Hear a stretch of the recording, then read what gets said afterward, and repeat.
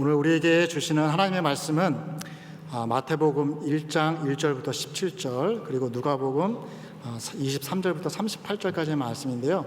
읽기는 마태복음과 누가복음에서 이렇게 선별해서 읽도록 하겠습니다. 제가 봉독해 올리도록 하겠습니다. 아브라함과 다윗의 자손 예수 그리스도의 계보라. 아브라함이 이삭을 낳고 이삭은 야곱을 낳고 야곱은 유다와 그 형제들을 낳고 야곱은 마리아의 남편 요셉을 낳았으니 마리아에게서 그리스도라 칭하는 예수가 나시니라. 그런즉 모든 대수가 아브라함부터 다윗까지 14대요 다윗부터 바벨론으로 사로잡혀 갈 때까지 14대요 바벨론으로 사로잡혀 간 후부터 그리스도까지 14대더라. 누가복음에서 선별된 본문을 읽도록 하겠습니다. 23절 예수께서 가르치심을 시작하실 때에 30세쯤 되시니라. 사람들이 아는 대로 요셉의 아들이니 요셉의 위는 헬리요. 마지막 절을 보면요, 그 위는 에노스요, 그 위는 셋이요, 그 위는 아담이요, 그 위는 하나님이시니라. 아멘. 우리 말씀을 듣기 전에 한번 옆에 있는 분들과 인사를 한번 하고 말씀을 듣도록 하겠습니다. 인사하실 때 어떻게 인사하시냐면요, 우리는 종친입니다. 네.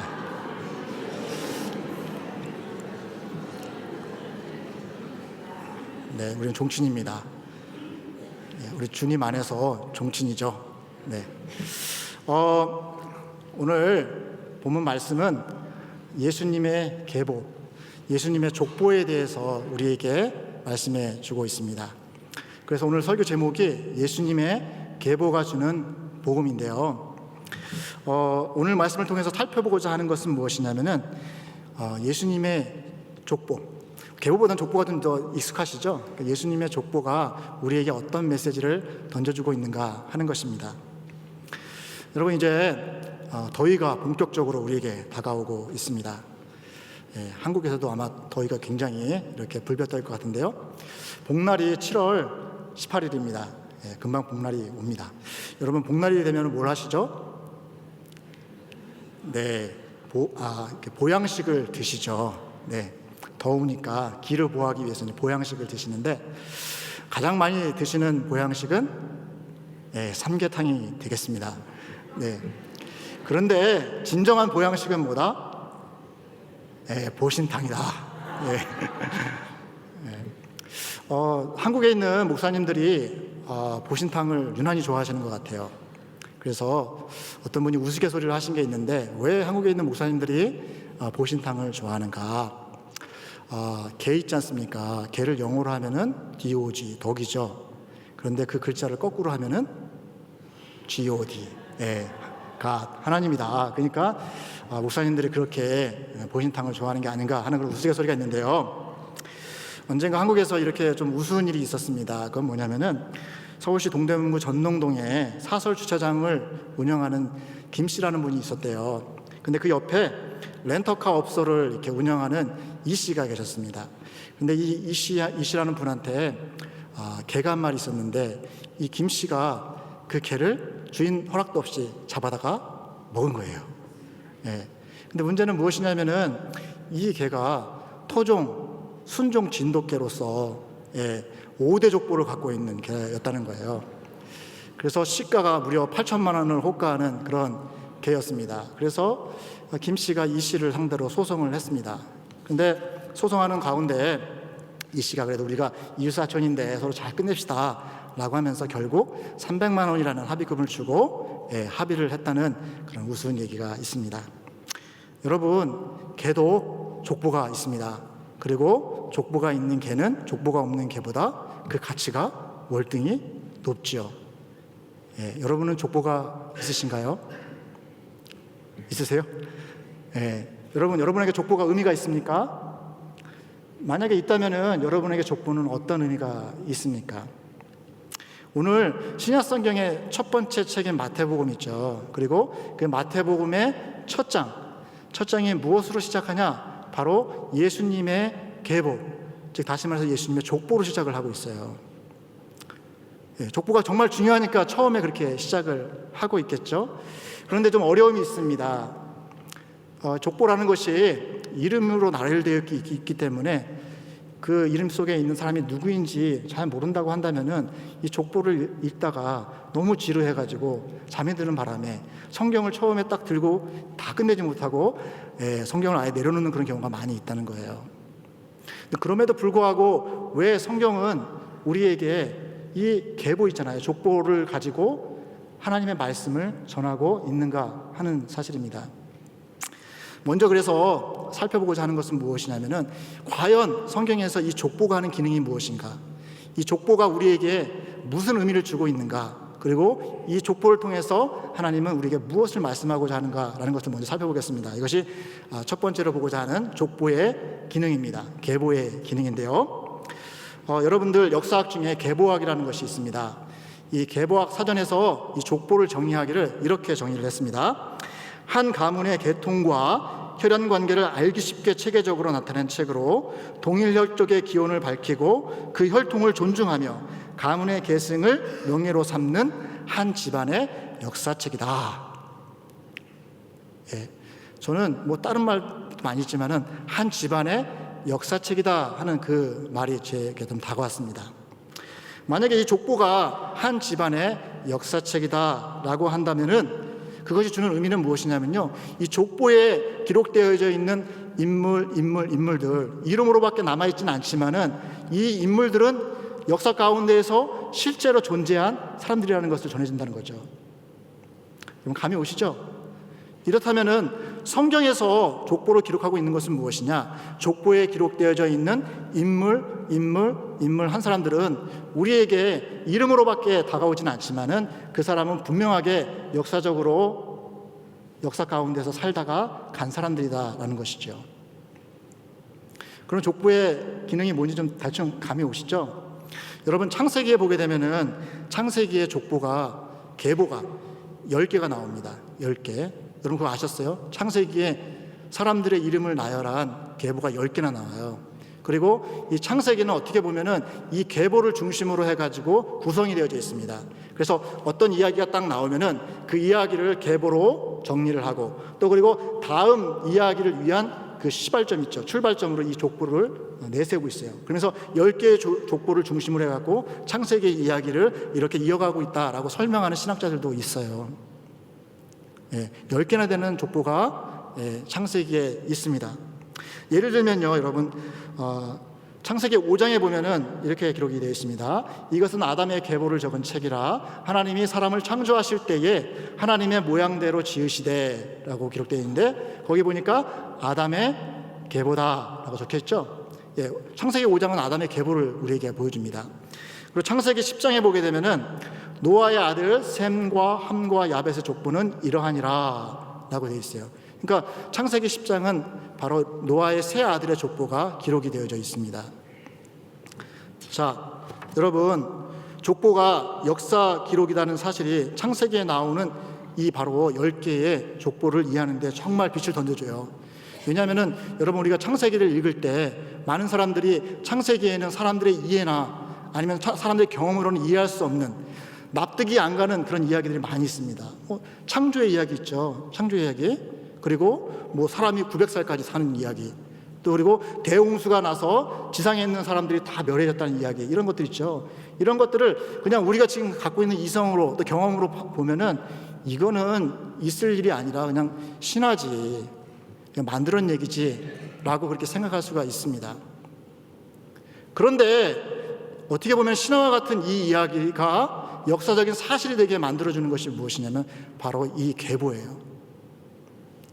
하나님께서는 모세를 통해서 계보 하나하나씩을 창세기에 배치해 줌으로 인해서 창세기에 있었던 사건들 이야기들이 이것은 신화가 아니라 바로 하나님께서 직접 이 세상까지 들어오셔서 하신 역사다라는 것을 보여주고 있는 것이라는 것이죠.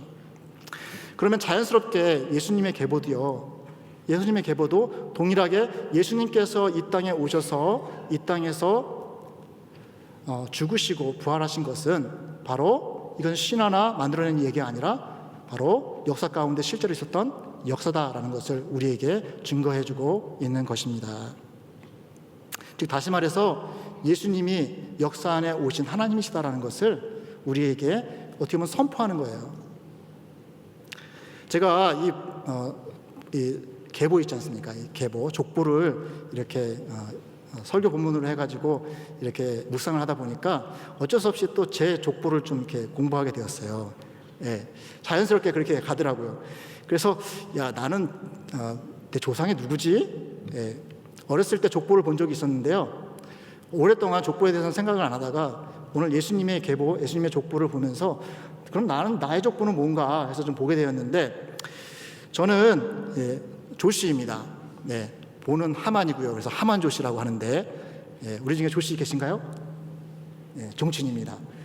네, 하만 조씨인데요. 이 하만 조씨가 시조가 누구냐 했더니 그 조정이라는 사람이래요. 조정이라는 분이라고 하는데, 이분은 당나라 때 신라에 와서 자기 두 형제들을 데리고 와서 신라를 도와서 후백제의 견훤과 싸워가지고 그들을 대파하고 나중에 고려를 세우는데 공을 세운 그런 대장군이었다라고 이렇게 기록이 되어 있더라고요. 그러다 보니까 이상하다. 그러면 나의 시조가 중국 사람? 그러다 보니까 제가 그래도 애국심이 좀 이렇게 강한 사람인데, 제 시조를 이렇게 보다 보니까 애국심에 좀 이렇게 금이 가기 시작했어요. 그래서 정체성에 혼란을 좀 느꼈는데, 그런데 여러분 성경에 나온 기록들을 역사적인 기초로 삼아서 연구하시는 그런 역사가들의 이론을 보면은 중국인의 뿌리 있죠. 중국인의 뿌리가 누구냐? 바로 그 노아의 자손 중에 야벳 있죠. 야벳 족속이 중국의 그 시조다라고 주장하시는 분들이 꽤 많이 있습니다. 그러고 보면은 조씨인 저는 중국계 성씨긴 하지만은 그 기원은 야벳 족속이고, 야벳은 노아의 자손이고, 노아는 아담의 자손이고, 아담은 하나님의 자손이니까 저는 누구죠?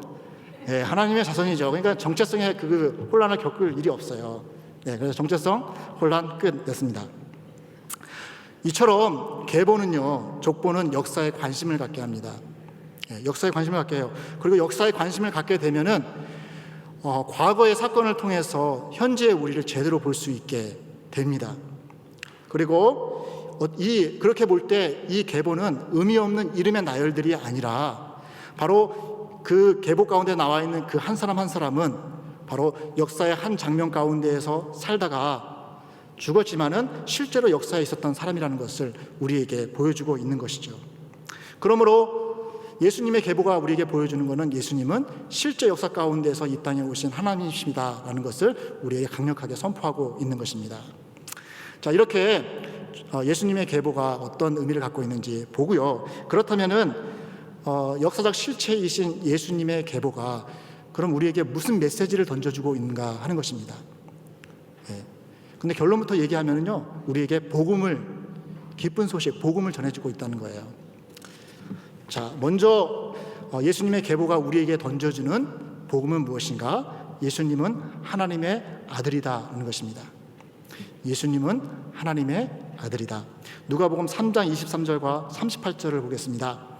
예수께서 가르치심을 시작하실 때에 30세쯤 되시니라. 사람들이 아는 대로는 요셉의 아들이니 요셉의 위는 헬리오. 그러면서 위는 쭉 가면서 38절에 그 위는 에노스요, 그 위는 셋이요, 그 위는 아담이요, 그 위는 하나님이시니라, 이렇게 되어 있어요. 그러니까 누가복음의 족보는 예수님부터 시작해가지고 하나님에까지 이르는 상향식의 족보입니다. 그리고 결과적으로 우리에게 말하려고 하는 메시지는 뭐냐? 바로 예수님은 하나님으로부터 나신 하나님이시다, 하나님의 아들이시다라는 것을 우리에게 가르쳐주고 있어요. 근데 어떻게 보면 저희들도 하나님의 아들이죠. 그렇지 않습니까? 왜냐하면 아담이 하나님의 자손이라고 하면 우리도 하나님의 자손이잖아요. 그러니까 더불어서 이 누가복음의 족보는 예수님이 하나님의 아들, 하나님의 자손인과 동시에 우리가 누구를 통해서 하나님의 자손이 되는가? 하나님의 아들이 되는가? 바로 예수님을 통해서 하나님의 진정한 자손이 된다, 진정한 자녀가 된다라고 하는 것을 우리에게 이렇게 선포하고 있다는 거예요. 여러분 믿으십니까? 네. 그것을 증명하기 위해서 누가는 75대에 걸치는 예수님의 계보를 쭉 이렇게 위로 올라가면서 하나님에까지 이르게 됩니다. 예를 한번 들어볼게요. 여러분들 이것이 좀 이렇게 몸에 좀 피부에 좀 잘 다가올 수 있게 예를 하나 들어보겠는데요.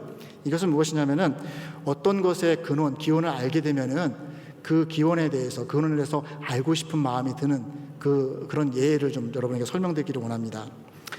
여러분들 우리는 한민족이죠. 네, 한민족 아니신 분 계십니까? 네, 한민족이에요. 한민족의 기원에 대해서 여러분은 어떻게 알고 계세요?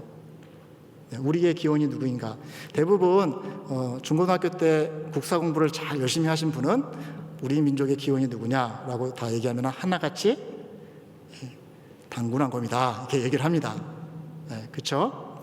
그런데 이 단군왕검이 이 땅에서 고조선, 그러니까 한반도에서 고조선을 만들게 되는데요. 근데 단군왕검 그러면 그 이전은 무엇이냐라는 것을 설명할 그런 자료가 없어요. 그렇기 때문에 고조선이 세워질 때 그 나라의 그 기원 있죠. 기원을 밝히기 위해서 알리기 위해서 만들어낸 신화가 있습니다. 그것이 단군 신화죠. 예. 근데 그것을 증명할 만한 역사적인 증거가 없어요. 그렇기 때문에 아직도 신화로 남아 있습니다.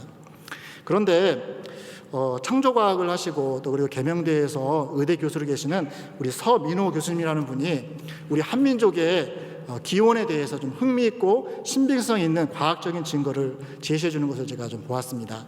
근데 이 교수님께서 이 연구를 함에 있어 가지고 기초로 삼는 그런 성경 구절이 있었는데요. 그 성경 구절이 무엇이냐? 사도행전 17장 26절입니다.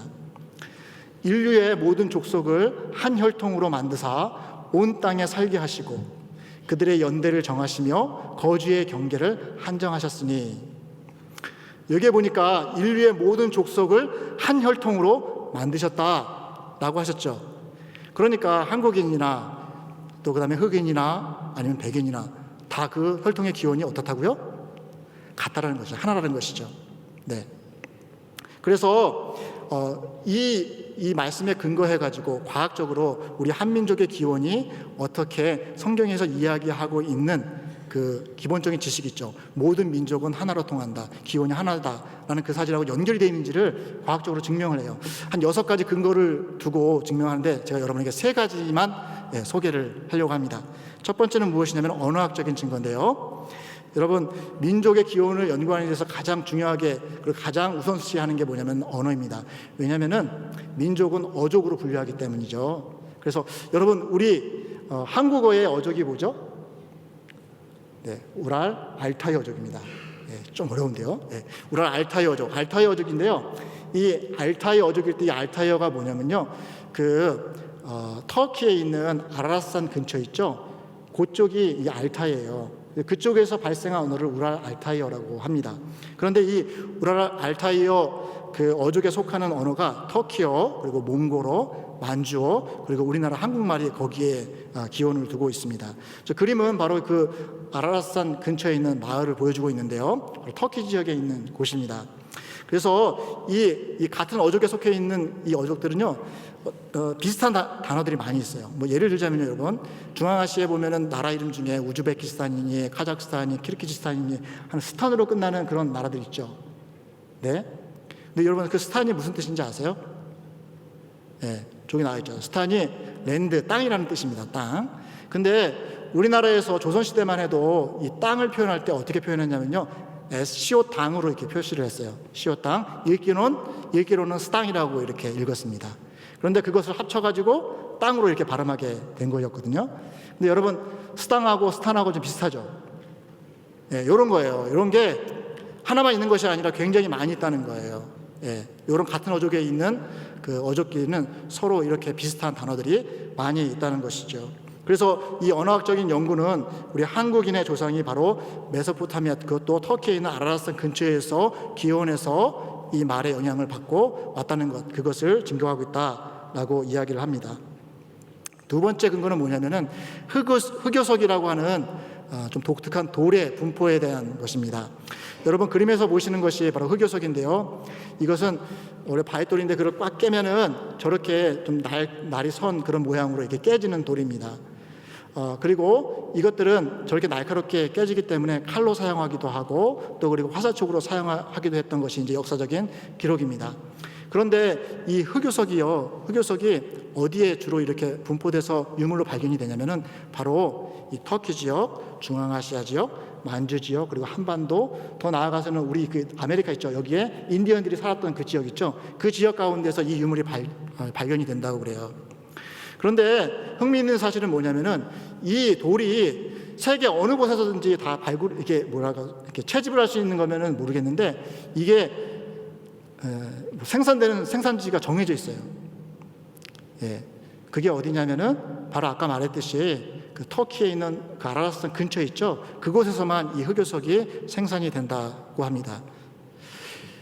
이 흑요석이 뭐 지금 같으면은 수입을 하고 막 그러니까 거기서 생산이 돼서 우리가 가질 수 있잖아요. 근데 고대에서는 그런 수출하고 수입할 수 있는 그런 교통수단이 없었기 때문에 이 흑요석이 그쪽에서만 발굴이 되는데, 이게 널리 퍼져 있다라고 하는 것은 무엇이냐면은, 원래 이렇게 퍼져 있던 사람들은 원래 한 곳에서 살았었는데 어떤 역사적인 큰 사건에 의해서 이주를 하게 되었고, 그때 중요한 도구로서 이 돌을 짊어지고 이주를 하면서 그 중간중간에 유물을 남겼다라고 결론을 낼 수밖에 없다는 것이죠.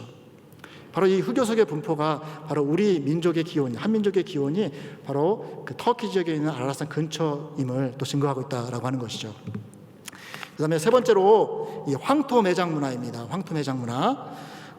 우리 민족은 원래 전통적으로 사람을 이렇게 매장할 때, 장례를 지낼 때 황토를 거기에 붓는, 이렇게 덮어서 매장하는 그런 문화가 있습니다. 그런데 이 문화는 우리 민족만의 문화가 아니라, 그런 이렇게 황토로 매장하는 문화가 또 어디에 있냐면 바로 이렇게 중앙아시아, 그리고 만주, 몽골, 또 그리고 우리 가까이에 있는 인디언들 있죠. 인디언들 사이에서 이렇게 황토로 매장하는 문화가 있다고 합니다.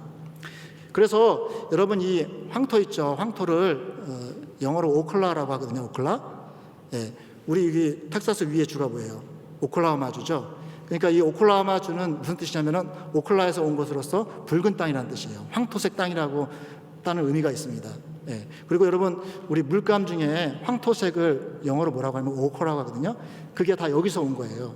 그러니까 이렇게 이 붉은색 흙을 사용해 가지고 매장하는 문화가 이렇게 공통적으로 있는 그런 민족들이 있습니다. 근데 그것이 어디서부터 온 것이냐? 바로 이 터키 지역에 있는 아라산 근처에서 그 문화가 시작이 되었다고 이렇게 증명을 하고 있습니다. 자, 이게 과학적이고 역사적인 우리 한민족의 뿌리가 어디냐? 우리는 단군으로 알고 있지만은 이걸 좀 더 과학적으로 알아본다고 하면은 우리 한민족의 진짜 뿌리는 바로 아라산 근처에 있는 그곳, 즉 다시 말해서 노아의 방주가 정착했던 곳, 바로 노아의 세 아들 중에 누구로부터 우리가 이렇게 나왔다는 것을 증명하고 있다는 것입니다. 근데 여기에 더해서 한 가지 더 흥미있는 증거를 대요. 그게 뭐냐면요, 우리 한민족의 종교심이에요. 종교심. 네. 한민족의 종교심이 굉장히 특별하다고 여러분 알고 계시죠? 그렇지 않습니까? 우리나라에 기독교가 들어올 때 다른 나라에서는 기독교가 정착을 못했는데 우리나라에는 기독교가 잘 정착이 될 수가 있었어요. 우리나라의 종교심이 뜨겁거든요. 여러분, 우리나라의 그 새벽기도 열정이 얼마나 뜨겁습니까? 하나님을 찾는 그 열정이 얼마나 뜨겁습니까? 우리나라 민족의 종교심이 특별하거든요. 근데 이 종교적인 열심이 특별한 게 누구하고 비슷하냐면요, 유대인들하고 비슷해요. 그죠? 그래서 유대인들하고 우리 한민족과의 그런 종교적인 성향을 많이 비교해서 연구를 합니다. 그런데 그런 예로서 우리 고대의 민족들도 종교심이 굉장히 강했다고 합니다. 근데 그 예가 뭐냐면 고인돌이에요. 고인돌. 예. 여러분들 고인돌은 무덤으로 알고 있죠. 그런데 이 고인돌이 원래는 무엇으로 쓰였냐면은 제사 드리는 제단으로 쓰였습니다. 예. 그래서 제단으로 쓰이다가 그 제단에서 이렇게 제사 드리는 원로가 죽게 되면은 정이 들었으니까 그 밑에다가 묻기 시작한 거예요. 그래서 이게 원래는 제단이었다가 무덤으로 이렇게 이해가 되게 되었습니다. 그런데 참 재밌는 것은 무엇이냐면은 전 세계에 고인돌이 여러 군데 많이 퍼져 있는데 그 중에 50%가 한반도에 존재한다고 합니다. 예. 그러면은 무엇이 되는가? 우리의 조상은 제사장 집안이라는 거예요. 제사장 집안. 예. 그죠? 여러분, 그 노아의 자손 중에 셈함, 야벳 자손이 있는데 그 중에서 가장 하나님을 찾고 경건하고 종교적이었던 그 아들이 누군지 아십니까? 셈이에요, 셈.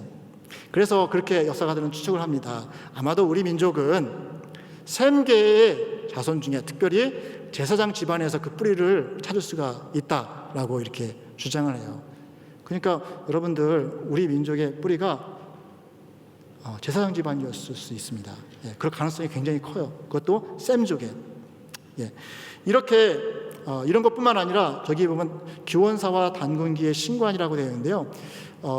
이 단군 시대에 우리나라 민족이 하나님을 어떻게 이해하고 있었는가를 기록한 책이 있습니다. 거기에 하나님은 이렇게 설명을 해요. 하나님은 오직 한 신으로 가장 높은 으뜸 자리에 계시며 천지를 창조하고 전 세계를 주관하고 수없이 많은 사물을 만드시니 넓고 넓게 둘러싸므로 들어있지 않는 것이 없고 아주 밝고 밝아 작은 티끌 하나 새지 않도록 하시었다. 유대인의 여호와 신앙 있죠. 야훼 신앙하고 너무 비슷해요. 예. 이것을 어떻게 설명할 수 있는가? 그렇다는 거예요. 유대인들의 뿌리와 우리의 뿌리가 같을 수 있다라고 하는 것이죠. 그래서 우리의 뿌리가 바로 셈의 자손을 통해서 노아에까지, 그리고 노아에서부터 아담에까지, 그래서 아담에게서 하나님에 이르기까지 그 뿌리와 혈통은 하나다라고 하는 것을 이렇게 과학적인 증거를 가지고 설명하시는 그런 과학자도 있습니다. 여러분 어떠세요? 이 얘기를 들으시면서 좀 마음에 좀 이렇게 내가 그런 사람이구나. 우리 민족이 그런 민족이구나. 우리가 단군의 자손이 아니라 하나님의 자손이구나. 그런 이해가 가세요? 믿어지세요? 자, 마찬가지로 이 밑에서부터 위로 올라가는 누가복음의 족보가요, 바로 그것을 우리에게 얘기해주고 있어요. 우리는 하나님의 자손이라는 것입니다. 우리는 하나님의 아들딸이라는 것입니다. 우리는 하나님으로부터 기원했다라고 하는 것입니다. 우리가 하나님으로부터 기원했다는 것을 자세히 알면 알수록, 또 자세히 탐구하면 탈수록 우리한테 마음에 생기는 것이 무엇이냐면요, 우리의 기원 대신 하나님에 대해서 더 알고 싶어져요. 하나님께 더 가까이 가고 싶어져요. 그 하나님께서 무엇을 생각하고 계시는지, 하나님은 어떤 분이신지를 더 추구하게 된다라고 하는 것입니다. 그리고 바로 오늘 누가복음에 있는 예수님의 계보, 그 계보는 예수께서 바로 우리를 하나님의 자손으로 만들어주시고, 그리고 원래 그랬던 것처럼 우리는 하나님의 자손이다라고 하는 것을 우리에게 강력하게 선포하고 있다라고 하는 것입니다. 바라기는 여러분, 누가복음의 족보를 이렇게 계보를 읽으시면서 그냥 이름의 나열로만 그렇게 생각하지 마시고, 우리는 하나님의 자손이다, 나는 하나님의 자녀요, 아들과 딸이다, 나의 기원은 하나님이다, 그러니 하나님을 더 잘 알아야 되지 않겠는가, 하나님께 더 가까이 가지 않겠는가, 하나님을 더 사모해야 되지 않겠는가 라는 그런 심정을 가지시고 읽으시고 또 그렇게 하실 수 있는 저와 여러분이 되시기를 주님의 이름으로 축원합니다. 이번에는 마태복음에 있는 예수님의 계보를 통해서 그 계보에서는 어떤 복음을 우리에게 던져주고 있는지를 살펴보겠습니다. 오늘 마태복음에 있는 예수님의 계보는 우리에게 이런 복음을 전달해 주고 있습니다. 예수님은 우리가 그렇게 고대하고 고대하던 메시아다. 예수님은 우리의 메시아입니다. 예수님은 우리의 구원자이십니다. 예수님은 바로 우리를 하나님께 연결시켜 주실 바로 그분이십니다. 그것을 오늘 마태복음에 있는 예수님의 계보는 우리에게 알려주는데요, 그거를 좀 더 자세히 설명드릴게요. 마태복음 1장의 부분을 좀 읽어보도록 하겠습니다. 1절 보면, 아브라함과 다윗의 자손 예수 그리스도의 계보라.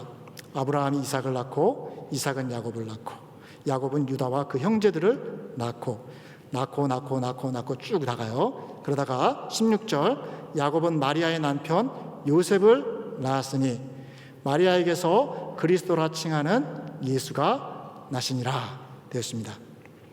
누가복음이 오름차순으로 되어 있다면은 마태복음은 내림차순으로 되어 있어요. 그런데 이렇게 내림차순으로 이게 한 거 있잖아요. 그거 그냥 한 게 아니라 이유가 있어요. 보여주고자 하는 게 있기 때문에 그렇게 한 겁니다.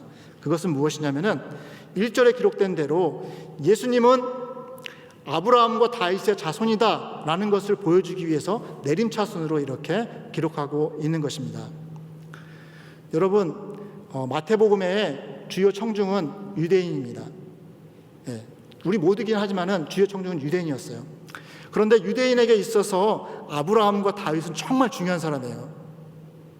우리한테는 별로일지는 모르겠지만요, 유대인들에게 있어서 아브라함과 다윗은 자기가 아브라함의 자손이고 다윗의 자손이라고 하는 것은 정말 중요한 거예요. 그리고 구약 성경에서도 아브라함과 다윗의 자손으로부터 메시아가 올 것이다라고 약속되어져 있기 때문에 정말 중요해요. 그래서 아브라함과 다윗 그리고 그들과 맺었던 하나님의 언약의 말씀은 유대인들의 소망이었습니다. 자, 그러면은 여러분, 아브라함의 언약이 무엇인지, 또 우리 다윗 언약이 무엇인지 좀 알아봐야겠죠.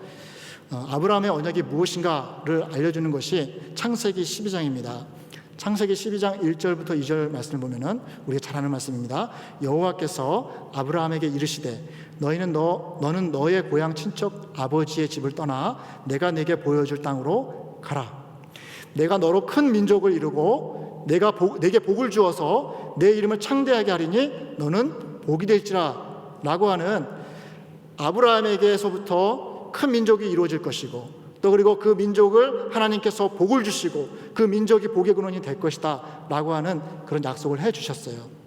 그런데 시간이 지나니까요, 아브라함한테 자식이 없어요. 자식이.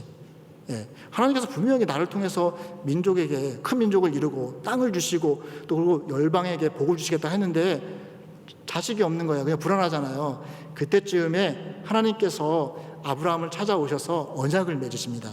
그 언약 맺는 장면이 나오는 것이 어디냐? 창세기 15장입니다.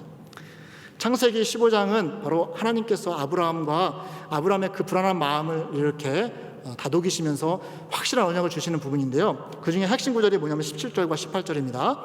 해가 져서 어두울 때에 연기나는 화로가 보이며 타는 횃불이 쪼갠 고기 사이로 지나더라. 그날에 여호와께서 아브라함과 더불어 언약을 세워 이르되 내가 이 땅을 애굽 강에서부터 그 큰 강 유브라데까지 내 자손에게 주노니, 이렇게 말씀을 하십니다. 여기 보면은 이 언약식을 합니다. 하나님과 아브라함이 언약식을 하는데 그 언약식을 어떻게 하냐면요, 소를 한 마리 잡아가지고 각을 떠요. 이렇게 각을 떠가지고 반쪽을 딱 냅니다. 그리고 그 사이를 하나님께서 불타는 그런 횃불 모양으로 그 사이를 지났어요. 지나십니다. 그리고 지나시면서 말씀을 하세요. 내가 너하고 언약을 맺는데 이 언약은 뭐냐? 내가 너에게 축복했던 거 있지? 그 보호 너에게 이루어주겠다라고 얘기를 하시는 거예요. 근데 보증이 필요하잖아요. 뭘 보증으로 삼아서 그것을 너에게 언약하냐? 바로 내가 이것을 안 지킨다면은 각 띄어진 이 소와 같이 내가 각이 띄어지겠다. 그러니까 내 생명을 걸고 이 약속을 한다라고 보여주신 것이 바로 15장의 언약식이에요. 그러니까 하나님께서 아브라함과 언약을 맺을 때, 이 언약이라는 단어가 쪼갠다는 뜻인데요, 언약을 맺을 때 하나님의 생명을 걸고 너와 언약한 것, 너와 약속한 것은 내가 죽어도 반드시 지키겠다라는 그런 의지를 가지시고 지금 언약식을 하고 있는 것입니다. 그리고 그 언약이 그 자손대에 이루어지기를 그 유대인들은 그렇게 기다렸던 것입니다. 두 번째, 다윗 언약인데요. 그럼 다윗 언약은 무엇이냐? 다윗 언약은 사무엘하 17장 1절부터 17절에 나와 있습니다. 중요한 구절로서 12절과 13절만 제가 읽어볼게요. 내 수완이 차서 내 조상과 함께 누울 때에 내가 내 몸에서 날 내 씨를 내 뒤에 세워 그의 나라를 견고하게 하리라. 그는 내 이름을 위하여 집을 건축할 것이요 나는 그의 나라 왕위를 영원히 견고하게 하리라. 다윗이 범죄하고 그의 자식, 첫 번째 난 자식이 죽었습니다. 그리고 회개했죠. 회개하고 하나님께서 다윗과의 관계를 회복하시면서 다윗에게 찾아오셔가지고 나단을 통해서 말씀을 주셨어요. 나단 선지자를 통해서 말씀을 주시는데 이 말씀을 주세요. 그것이 나단을 통해서 다윗에게 전해진 언약인데요, 그걸 다윗 언약이라고 합니다. 그 내용의 핵심이 바로 이거예요. 내가 하나님 여호와께서 다윗의 씨를 통해서 나라를 세울 것인데 그 나라는 영원히 흔들리지 않는 영원한 나라이다. 그리고 그 씨를 통해서 집을 지을 것인데 하나님께서 그 집에 거하겠다라는 약속을 하신 거예요. 이 약속이 언제 성취가 되냐? 기본적으로는 바로 솔로몬 있죠. 솔로몬 때에 와서 그게 1차적으로 성취가 됩니다. 그러나 궁극적으로는요, 누구에 의해서 성취가 되냐면 바로 예수님에 의해서 성취가 돼요. 솔로몬의 왕국은 영원하지 않았죠. 그렇지 않습니까? 그런데 예수 그리스도께서 이루실 하나님의 나라는 멸망되지도 않고 쇠하지도 않고 영원히 견고하게 서는 하나님의 나라다라는 것을 약속하셨는데 그 약속을 지금 예수님이 이루신다라고 하는 것을 계보가 알려주는 거예요. 또 그리고 여기 보면은 하나님의 집, 성전에 대한 이야기가 나왔죠. 그렇지 않습니까? 그런데 솔로몬이 지은 것은 눈에 보이는 집성전입니다. 그런데 그거를 궁극적으로 이룬 것은 예수님에 의해서예요. 예수님께서 예수님의 죽으시고 부활하심을 통해서 성령을 보내심으로 우리에게 새로운 성전을 지으셨습니다. 그 성전이 무엇입니까? 바로 그리스도인들의 몸, 바로 우리 성도들의 모임인 교회. 그 새로운 성전이 무엇이냐? 완성된 성전이 무엇이냐? 바로 이 교회라는 것이에요. 그러니까 저희들은 바로 다윗 언약에서 이루고자 했던 하나님의 그 언약이 있죠. 그 언약이 바로 예수님을 통해서 바로 교회 가운데서 이루어진다라고 하는 것을 오늘 예수님의 계보가 우리에게 말씀해주고 있다는 사실입니다. 그런데 여러분, 이렇게 하나님께서 아브라함 언약과 다윗 언약으로 약속을 하셨잖아요. 그리고 이 아브라함 언약과 다윗 언약은 하나님께서는 말씀하신 것, 약속하시는 것은 반드시 지키는 하나님이시다라는 것을 우리에게 알려주십니다. 그죠? 하나님은 말씀하시는 것은 생명을 걸고 지키시는 분이시다라는 것을 우리에게 알려주세요. 그런데 이스라엘 백성들이 보니까 자기들이 그렇게 약속하셨는데 하나님께서 우리에게 복을 주시고 우리를 잘되게 하시고 나라를 주시고 또 우리의 왕이 되어주시겠다 했는데 지금 되어지는 것을 보니까 로마의 속국이죠. 예? 그리고 가난과 질병과 또 그리고 억압 속에서 고통받고 있죠. 그 나라가 도대체 그날이 언제 올 건가 라고 하는 그런 마음 있죠. 즉 다시 말해서 메시아를 기다리는 그런 마음들이 예수님 당시의 유대인들 가운데 꽉 차 있었습니다. 예. 그렇게 메시아를 고대하는 그 마음이 꽉 차 있었던 그 간절했던 또 갈급했던 그 유대의 백성들에게 지금 마태는 바로 그것을 이루실 메시아가 누구냐? 바로 우리 앞에 있는 예수다. 예수 그리스도다라고 하는 것을 바로 예수님의 계보를 통해서 선포하고 있다는 거예요. 이것을 더 분명하게 보여주기 위해서 마태는 숫자 하나를 사용합니다. 그것이 14대인데요. 14대. 여러분 왜 마태가 예수님의 계보에다 14라는 숫자, 14대라는 것을 넣었을까 궁금해 보지 않으셨어요? 예. 저 같았으면 안 썼을 것 같아. 뭐로 대수를 세. 그냥 쭉 나열하면 되지. 근데 왜 14대. 사실 14대도 아니에요. 실질상으로는 14대가 아니거든요. 누가복음과 비교해봐도요. 그게 14대가 아니에요. 근데 마태는 굳이 14대, 아브라함부터 다윗까지 14대, 다윗부터 포로까지 14대, 포로에서 예수님까지 14대라고 해서 14라는 숫자를 3번 이렇게 언급을 합니다. 왜 마태는 예수님의 계보에 14라는 숫자를 넣을까? 두 가지 해석이 있어요. 이 두 해석 모두 다 이 본문 말씀을 이해하는 데 도움이 됩니다. 첫 번째 해석은 무엇이냐면은 이 14라는 숫자는 완성과 성취의 개념을 갖고 있다라고 하는 겁니다. 여러분 14는 7 플러스 7이죠. 그죠? 7은 완전수입니다. 근데 거기에 7이 더해졌으니까 더욱 완전하다 하는 의미가 있습니다. 그렇죠? 그러니까 예수님이 아브라함 언약과 다윗 언약을 완전케 하시고 더 완전케 하셨다라고 하는 것을 우리에게 암시해주고 있다는 거예요. 근데 더불어서요, 이 14라는 숫자가 3번에 걸쳐서, 3기간에 걸쳐서 사용됩니다. 14대, 14대, 14대. 즉 하나님께서는 하나님의 언약을 이 14대에서도 완성시키시고 2대에서도 완성시키시고 2대에서도 완성시키시고 지금 예수님 시대에서 완성시키고 계시다 라고 하는 것을 이 14라는 숫자를 통해서 보여주고자 했던 거예요.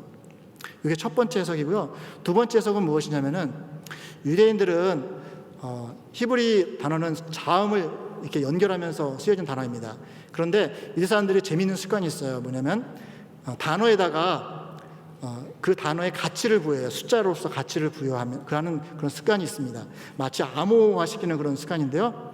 근데 이 14라는 단어를 분해하잖아요. 그러면은 4 플러스 6 플러스 4가 됩니다. 그런데 이 숫자의 가치가 지정하는 것, 지시하는 그 히브리어 단어가 뭐냐면은 다윗의 이름입니다. 그러니까 달렛, 바브, 그다음에 달렛. 그래서 4 플러스 6 플러스 4 하면은 다윗의 이름의 그 가치 있죠. 숫자의 가치가 바로 14입니다. 그래서 이것에 익숙했던 유대인들은요, 14대 하면 뭘 떠올리냐면요, 다윗과 맺으신 하나님의 언약을 계속 생각하시는 거예요. 그리고 그 언약을 이루시는 분이 누구시냐? 예수님이다 라고 하는 것을 더 강하게 어필이 된다라고 하는 것입니다. 이렇게 하나님께서는 마태를 통해서, 이 마태에 기록된 예수님의 계보를 통해서 복음을 전하시길 원하셨어요. 그 복음은 무엇이냐? 바로 아브라함과 다윗에게 주셨던 언약, 하나님의 나라와 하나님의 백성에 대한 언약을 누가 이루시고 계시냐? 바로 지금 우리 앞에 와 계신 예수님께서 성취하고 계시다라고 하는 것을 정말 강하게 어필하고 싶었던 것입니다. 여기에 더불어서 하나가 더 있습니다. 누가복음에는 이름만 쭉 나열하고요. 그리고 뭐 이게 덧붙인 설명이 없는데요. 이 마태복음에는 여러분들 잘 아세요. 이 마태복음이 원래는 왕가의 족보입니다. 왕의 족보예요. 그러니까 마태복음에 있는 이름들은 대부분 보면은 왕들입니다. 그러니까 왕의 족보면은 여러분 로열 패밀리잖아요. 그러면은 깨끗해야 돼요. 우리 한국만 해도 왕의 그 계보에는 뭐 불결한 게 들어가면 안 돼요. 그러니까 완전히 깨끗하게 이렇게 도색을 하거든요. 그래서 인간적으로 다 한다면은 이 예수 그리스도의 계보, 왕의 족보는 깨끗해야 돼요. 그렇지 않습니까? 그런데 그 깨끗한 것을 깨는 그런 이름들이 있어요. 그 이름들이 뭐냐? 바로 네 여인의 이름입니다. 첫 번째 이름 여러분 잘 아시죠? 다말입니다. 다말이라고 하는 이름은 예수님의 계보, 왕의 족보에 시아버지와 며느리를 통해서 그 대가 이어진다는, 근친상간을 통해서 대가 이어진다고 하는 그런, 어떻게 보면 굉장히 이렇게 말하고 싶지 않은 그런 역사가 담겨져 있어요. 또 그리고 라합이 등장합니다. 라합이 누구입니까? 기생이라고 기록이 되어 있습니다. 말이 좋아서 기생이지 요즘 말로 하면 창녀예요. 예수 그리스도의 계보에 창녀의 이름이 들어가 있다라고 하는 거예요. 여기 더해서요, 여러분, 우리아의 아내, 그 이름이 밧세바입니다, 여러분. 그죠? 이 밧세바는 다윗과 간음한 여인이에요. 다윗과 간음한 여인을 통해서 그리스도의 계보가 형성되어졌다라고 하는 것을 그 이름이 알려주고 있는 거예요. 그나마 룻은 좀 괜찮습니다. 룻은 아름다운 여인이죠. 예. 그렇지만 유대인의 입장에서 보면은 그 아름다움은 이 룻이 모압 여인으로서 이방 여인이라는 그 사실은요, 그 여인이 성품이 암만 좋아도 이방인이기 때문에 쳐줄 수가 없는 것입니다. 이방인이라는 자체 그 하나로서 너무 창피한 그런 이름이 바로 룻이라는 이름이에요. 근데 오늘 마태는 정말 거론하면 좀 이렇게 좋지 않은 그런 이름을 예수님의 계보에 일부러 집어넣고 있습니다. 왜 마태는 그렇게 그 이름을 집어넣고 있을까? 마태가 누군가를 알면 좀 이해가 가요. 여러분, 마태가 누구였죠? 예, 세리죠, 세리. 예, 당대의 세리가 누구입니까? 예, 당대의 세리는 매국노죠. 매국노. 그리고 당대의 세리는 탐관입니다. 예, 그러니까 이 세리들은요, 대부분 그 당시에 세금을 5배를 걷습니다. 원래 거두라는 거예요. 5배를 걷어가지고 일은 로마 제국에 내고 나머지 사는 자기가 챙기고, 그래가지고 이스라엘 백성들에게 정말로 이 일은 악의 근원이다, 악의 근원이다, 없어져야 할 악의 뿌리다라고 여겼던 사람이 바로 세리예요. 그 세리 중에 누가 있었습니까? 마태도 그 가운데 있었습니다. 그런데 이 마태가 예수님을 만납니다. 참된 메시아 되신 예수님을 만나요. 그리고 예수님을 통해서 회개를 하게 됩니다. 참된 회개를 합니다. 그간에 지었던 죄 다 갚습니다. 그리고 이제 예수님의 제자가 됩니다. 참된 회개를 하고 참된 통회를 하고 예수님의 제자가 되었기 때문에 그의 과거에 대해서 창피할 게 없습니다. 과거를 숨길 것이 없습니다. 도리어 그 과거를 이야기하는 것이, 그 과거를 드러내는 것이 하나님께 영광이 되어집니다. 그러니까 예수님을 메시아로 소개할 때도 바로 우리에게 오신 예수 메시아는 의인을 불러오신 분이 아니라 죄인을 불러오신 메시아다라는 것을 알리고 싶었어요. 그래서 일부러 바로 죄인이요 이방인들인 그 여인들의 이름을 그 안에 넣었던 것입니다. 그래요, 하나님께서는 약속하신 것은 분명히 지키십니다. 그리고 그 약속, 그것을 성취하시는 분이 바로 예수님이십니다. 그런데 이 예수님은 의인의 메시아가 아니라 죄인의 메시아입니다.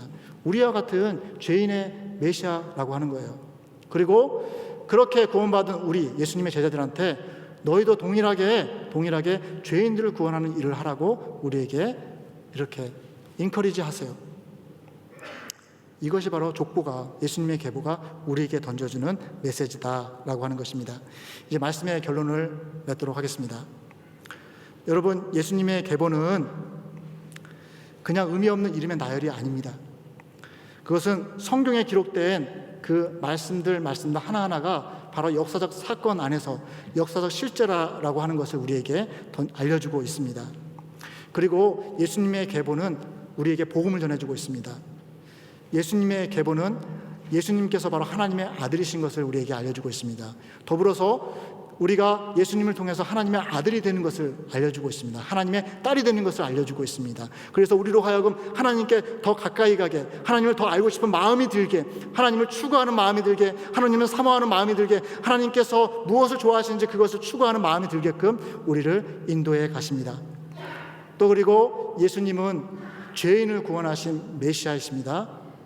죄인을 구원하러 오신 메시아입니다. 바로 아브라함과 다윗에게 약속했던, 약속은 반드시 지키신다는 그 하나님의 그 약속을 지키신 예수 그리스도, 그 그리스도를 통해서 죄인을 불러오신 메시아, 그가 바로 예수님이십니다.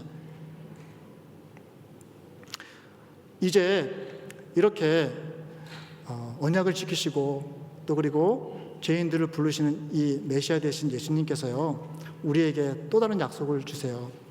예수님께서 우리에게 우리 신약 성경을 통해서 많은 약속을 주셨습니다. 그 중에서 단연 으뜸이 되는 것이 무엇이냐면요, 너희가 하나님의 나라와 하나님의 의를 구하면은 내가 너희와 항상 함께 있겠다. 너희가 내 제자가 되어서 나의 길을 따라온다면은 나는 항상 너와 함께 있겠다라고 하는 약속을 주셨어요. 그리고 또 한 가지 약속이 무엇이냐?